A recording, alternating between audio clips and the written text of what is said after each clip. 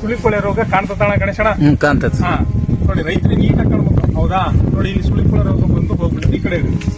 ಈಗ ನೀವ್ ಹೇಳಿದ್ರಿ, ನಾನ್ ಹೇಳ್ದೆ ಈಗ ಯಾಕೆ ಸುಳಿಕೊಳೆ ರೋಗ ಜಾಸ್ತಿ ಅಂತ ಅಂದ್ರೆ, ಈ ಮರ ಏನಾಗ್ತದೆ, ಗೊಬ್ಬರ ಜಾಸ್ತಿ ಹಾಕೋದ್ರಿಂದ ಇದಕ್ಕೆ ಸರಿಯಾದ ಬೆಳವಣಿಗೆ ಏರುಪೇರು ಆಗ್ತದೆ, ಪೋಷಕಾಂಶಗಳು. ಅವಾಗ ಏನಾಗ್ತದೆ, ಸೊತ್ತು ಬರ್ತದೆ ಅಂತಾರಲ್ಲ, ಅದೇ ಆಗದೆ. ಇದು ನೋಡಕ್ ಚೆನ್ನಾಗ್ ಕಾಣ್ತದೆ, ಬಟ್ ಇದು ಒಳಗಡೆ ಇದು ಪಕ್ವತೆ ಬರಲ್ಲ.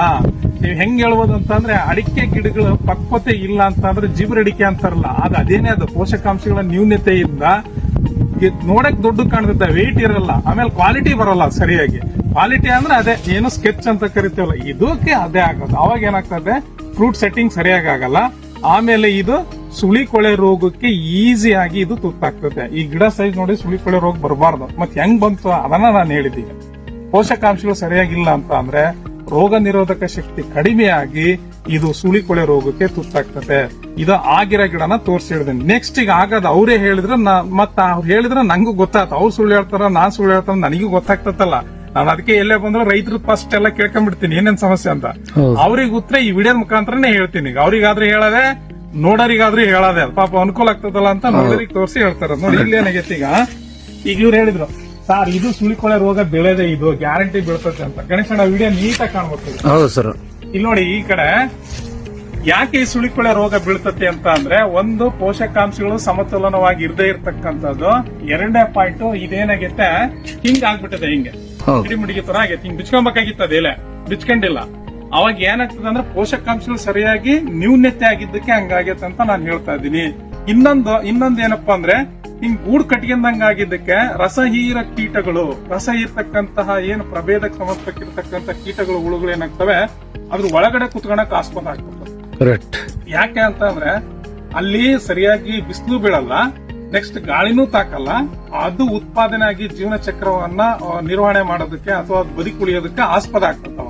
ಅವಾಗ ಏನಾಗ್ತದೆ, ಏನು ಥ್ರಿಪ್ಸ್, ಮೈಟ್ಸ್, ಸುಳಿ ತಿಗಣೆ ಅಂತ ಕರಿತೀವಿ, ಮಿಲಿಬಗ್ಸ್ ಅಂತವೆಲ್ಲ ಏನ್ ಮಾಡ್ತವೆ, ಸೇರ್ಕೊಂಡು ರಸ ಹೀರಿ ಅದು ಒಂದ್ಸರಿ ಇಂಜೆಕ್ಟ್ ಆಯ್ತು ಅಂತಂದ್ರೆ ಗರ್ಭ ಸುಳಿಯಿಂದ ಕೆಳಗಡೆ ಗರ್ಭಾವಸ್ಥೆ ಬಹಳ ಮೃದುವಾಗಿರ್ತದೆ, ಕೊಳತ್ಕಂತ ಹೊಂಟ್ಬಿಡ್ತದೆ.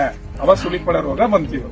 ಮತ್ ಇದೇ ಸುಳಿಕೊಳೆ ರೋಗ ಇವ್ರು ಹೇಳಿದ್ರು ಬಹಳಷ್ಟು ಗಿಡಗಳು ಹೋಗ್ಬಿಟ್ಟದವೆ, ಸುಮಾರಷ್ಟು ಗಿಡಗಳು ಹೋಗ್ಬಿಟ್ಟದವೆ ಅಂತ ಹೇಳಿದ್ರು. ಇದು ಒಂದಕ್ ಬಂತಂದ್ರೆ ಗಾಳಿಯ ಮುಖಾಂತರ ಹರಡುತ್ತದೆ. ಹೆಂಗೆ, ತೇವಾಂಶ ಭರಿತ ಗಾಳಿ, ಜೆಟ್ ನೀರ್ ಹೊಡಿತೇವೆ, ಅದು ತೇವಾಂಶ ಇರ್ತತೆ, ಅದರಿಂದ ರೋಗ ಹರಡುತ್ತೆ ಒಂದು. ನೆಕ್ಸ್ಟ್ ಎರಡನೇದು, ಅದೇ ಕೀಟಗಳು ಕಾಲಲ್ಲಿಂದ ತೆಗೆದುಕೊಂಡು ಬೇರೆ ಕಡೆ ಹಚ್ತವೆ ಅಲ್ವಾ. ಯಾವ್ದು ಗಿಡ ವೀಕ್ ಆಗಿರ್ತತೋ, ಪೋಷಕಾಂಶಗಳು ನೋಡಕ್ ಚೆನ್ನಾಗ್ ಕಾಣ್ತತೆ, ಅದ್ರ ಒಳಗಡೆ ವೀಕ್ ಇರ್ತತೆ, ಅವಕ್ಕೆ ಈ ರೋಗ ಬೇಗ ತುತ್ತಾಗ್ತದೆ. ಇದು ನಾನ್ ಕಂಡಿಡ್ಕೊಂಡಂಗೆ ಸುಳಿಕೊಳೆ ರೋಗ. ಸುಳಿಕೊಳೆ ರೋಗ ವೈಜ್ಞಾನಿಕವಾಗಿ ಯಾವ್ದ್ರಿಂದ 100% ಬರ್ತದೆ ಅಂತ ಹೇಳೋದ್ ಕಷ್ಟ.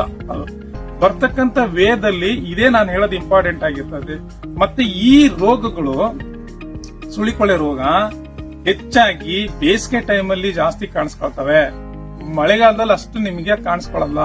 ಬೇಸಿಗೆ ಯಾಕೆ ಅಂತ ಅಂದ್ರೆ ಈ ಕಸ ಕಡ್ಡಿ ಎಲ್ಲ ಬಿದ್ದಿರ್ತತೆ, ಬಿಸಿಲೆಲ್ಲ ಬೀಳ್ತತೆ. ಅಂದ್ರೆ ಆ ಬಿಸಿಲು ಬೀಳ್ಬೇಕಂತ ಅಂದ್ರೆ ಆ ಬಿಸಿಲು ಬಿದ್ದಾಗ ಗಿಡ ಬೆಳವಣಿಗೆ ಜಾಸ್ತಿ ಆಗೋದು. ಆ ಬೆಳವಣಿಗೆ ಹಂತದಲ್ಲಿ ಇವು ಬೇಸಿಗೆ ಟೈಮಲ್ಲಿ ಜಾಸ್ತಿ ಸುಳಿಕೊಳೆ ರೋಗ ಕಾಣಿಸ್ಕೊಳ್ತದೆ. ಮಳೆಗಾಲದಲ್ಲಿ ಅಷ್ಟು ಕಾಣಲ್ಲ. ಹೌದಾ?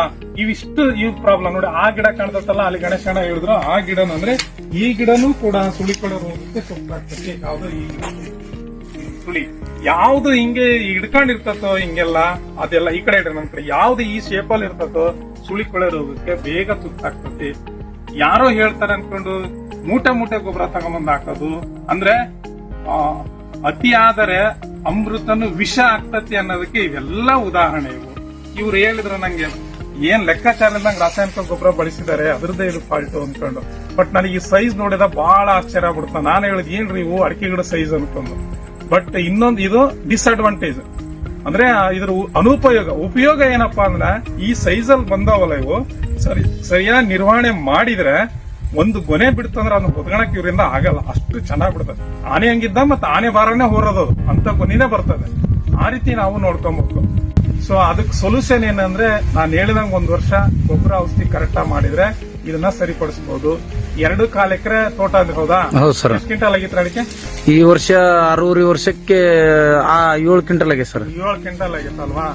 ನಿಜವಾಗ್ಲೂ ಹೇಳ್ಬೇಕಂತ ಅಂದ್ರೆ ಇದು ಒಂದು 1.5 ಲಕ್ಷ ರೂಪಾಯಿ ಅಡಿಕೆ ಹಾಕ್ಬೇಕಾಯ್ತು ನನ್ನ ಹೌದು ಸರ್. 1.5 ಲಕ್ಷ ರೂಪಾಯಿ ಅಡಿಕೆ ಖಂಡಿತ ಹಾಕ್ಬೇಕಾಗಿತ್ತು. ಬಟ್ ಆಗ್ಲಿಲ್ಲ ಅಂದ್ರೆ ಅದೇ ಇವೆಲ್ಲ ನ್ಯೂನತೆ ಇರ್ತವೆ, ಇವನ್ನೆಲ್ಲ ಸರಿಪಡಿಸ್ಕೊಂಡ್ರೆ ಒಳ್ಳೇದಾಗ್ತದೆ.